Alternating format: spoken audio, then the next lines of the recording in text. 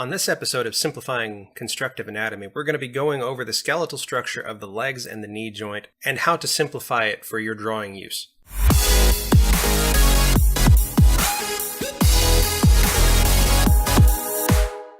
Hey everybody, welcome back to Art by Galen. I'm Galen Eilenfeld. Welcome to episode 2 of Simplifying Constructive Anatomy. Today we're going to be going over the leg bones and the knee. We're going to be covering the bone structure and the movement. This is probably going to be one of the more simple videos in this series, but still it's important, so follow along with me. The first thing that I want to note when you're drawing your legs is the angles. So like on this part here, we're looking at a person's right leg from the front view. So this would be where the pelvis is and the other leg would be over here. But what I want to point out is the angles of the leg itself. From the foot to the knee, it's relatively straight, but from the knee to the hip, it actually has an outward angle. So if we have, this is very rough, but if we have a pelvis here, and we have one leg that comes out and then down, and then we have another leg that comes out, in and then down, you end up with this kind of V shape. And this is exaggerated, but I want to show this, that way you see what I'm talking about. So keep that angle in mind whenever you're drawing straight on standing poses. The bones are relatively simple. There is the tibia, which is the main bone in the lower leg. There's the fibula, which is the secondary bone in the lower leg. There is the femur, which is the thigh bone, the big thick bone, and then the patella or the kneecap. Not important to memorize those, but it does help to know what is where.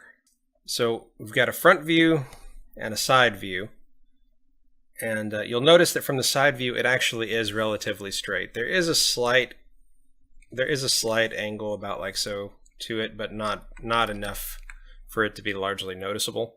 So starting with the lower leg, it's relatively simple. Like if we have, like, this would be the top of the foot, that little saddle area where the tibia and the fibula sit on top of the foot.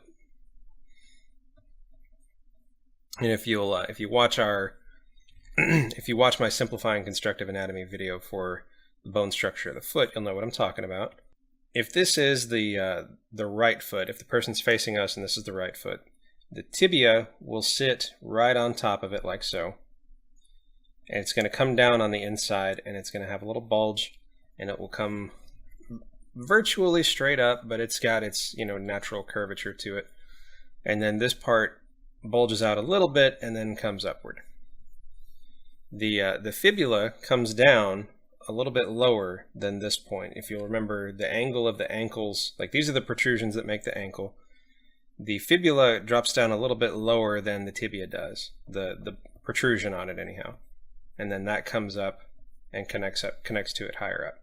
And so that gives you this angle with the lower ankle being outside and the higher ankle being inside. Now I've pre-drawn some of this just to save a little bit of time.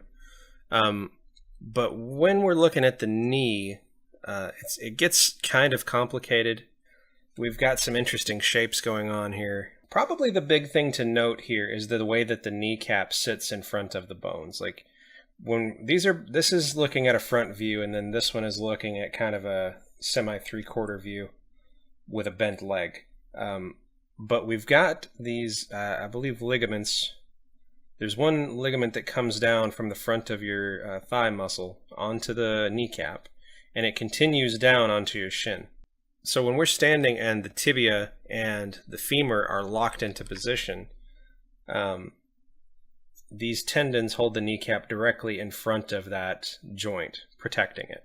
When the knee bends, the ligament actually, it floats the kneecap.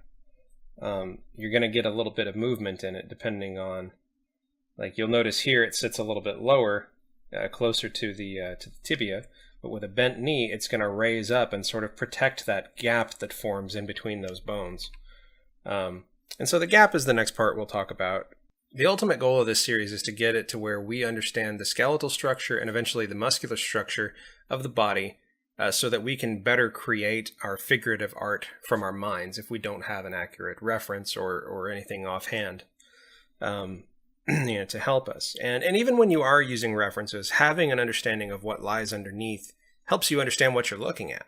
And so you can better translate it to whatever you're creating. With like if we keep the same angle, like if we're looking at the front of a right leg and have the tibia coming upwards, and it opens up towards the knee, and you end up with a sort of kind of a wedge shape and two indentions. You've got one on either side, sort of concave little indentions that these protrusions on top, or well, on the bottom of the femur fit into. These round points on the femur give those kind of bony protrusions that show on the knee. There's actually 4 of them. You've got the 2 on the top from the femur, and then you get 2 more down here from the tibia. The fibula would be down here. You would see a little bit of it, only if you're actually drawing the skeletal structure. Yeah, the only place you're generally going to see a fibula on a human being that's fleshed out, like you've drawn the skin and the muscles and everything else. The only place you're really going to notice it is here, where that outer ankle bone sticks out near the foot. The rest of it remains mostly hidden. But anyhow, so I'm drawing these, and I'm drawing them slightly disconnected. That way you can kind of see how it would fit. So if we take this and lower it into actual position, it would sit something about like so, if they were standing up straight. And then the kneecap or the patella would cover that center area. The shape of the femur is probably the hardest thing about this particular tutorial, because it's got so many awkward little angles and stuff. Like you've got this sort of ball at the bottom, and you've got, you know, the main shaft of the bone that comes up, and you've got kind of a half ball, like if you were to draw another ball sticking off the side but then cut it off and then have it like about like that. And then you've got kind of a little doorknob shape that comes up and at another angle. But so that's kind of the hardest part to visualize. So let's get into what do we do to simplify these. What we've got here is a much simpler version of what we've been working on. Let me get a new layer here. Okay. So what we've done is we've taken these lower 2 bones and we've basically merged them into one. Down on this lower portion here, it almost looks like the head of a wrench, like in the sense that it does that kind of a shape. So you can kind of think of it like that, but for me it still helps to draw them as separate bones, but I do, when I'm rough sketching, I don't bother with it very often. So you can think of like the little area that sits on top of the talus on the foot, coming up into just the lower leg itself. So this is a simplified version of the bone structure. It's a combination of the tibia and fibula. Sorry. And then when we get to the knee, we kind of merge it with the kneecap, like just for the sake of simplification. You know, it comes out to the side, it comes up, and then it comes out to the side and then back down. Now the reason that I simplify it is because it tends to stay mostly the same distance from these protrusions. Definitely a lot closer to these than it does to the upper 2 caused by the femur, because those bend and can even kind of disappear depending on how much the leg is bent. But anyhow, for the lower part of the femur, we've simplified that into just a ball. A little ball that sits inside. Like if you would imagine our simplified top of the tibia to be a sort of cup. So it would be concave and then come down. And then in the front, where the kneecap would be, you've got this piece that kind of flares upwards. And so just one big open cup on the inside. And then the ball of the femur would sit within that. And then from there, we've got, from the right side of that ball, if we angle it upwards slightly and to the left, if we're doing the right leg. Same thing, just keep it relatively simple and straight. When we get up to the top, we start like we're going to do another ball, but we cut it in half. And then we have that little doorknob shape that comes off. From this angle, it would be a little different.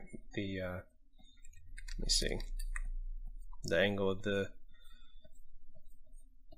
the femur would be a little bit different because of this, but have it about like so, and then where it opens up near the hip, and then the little ball for the ball and socket joint would be behind that slightly. And so if we look at the, you know, I would think that it's pretty obvious. Most of us know where the rotation points are in the legs. Like the ankles we covered in the last video. The knee, the rotation point is kind of dead center, right in between those, right in between those bones. And the hip is a little bit more complicated. We'll cover that in the next video when we cover the hip bone. So I've also got another version of this here. It's a copy of this first one that we drew from the side view. So let's see. Okay. So like just a demonstration of those rotational points. They rotate at these pink areas here. So like if the person is squatting down, the knee or the ankle is going to bend forward. The foot is going to be still flat on the ground. And then, you know, the knee would still connect in the same place. So we put that part in here. And so like if the leg was still straight, it would sit like that, you know, with those bones locked into position and the kneecap right in front of them. But as it bends back, you notice that that gap in those bones in the front opens up. And so what happens is the kneecap, instead of staying down here, floats up to in between those and is stretched between those ligaments.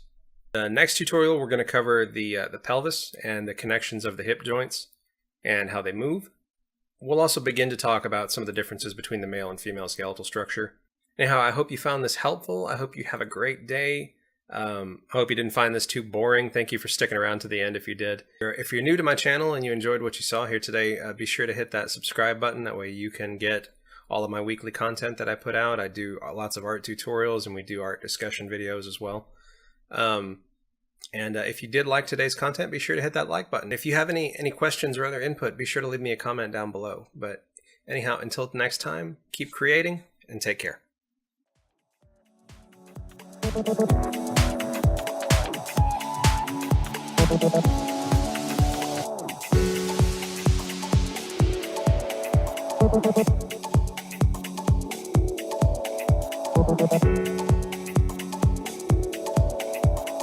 Thank you.